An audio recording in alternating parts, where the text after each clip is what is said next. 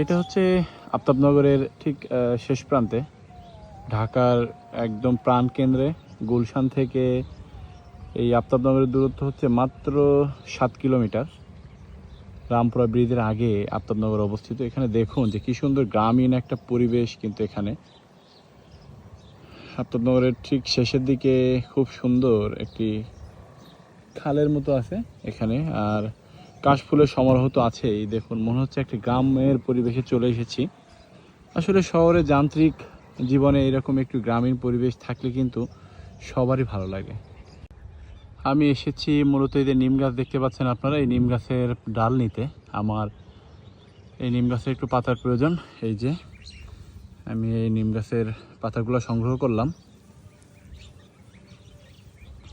খুবই সুন্দর একটা পরিবেশ, দেখুন যে পরিবেশটা কি সুন্দর।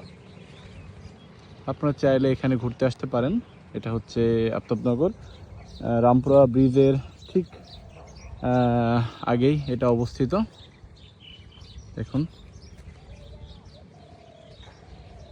ওকে, আল্লাহ হাফেজ।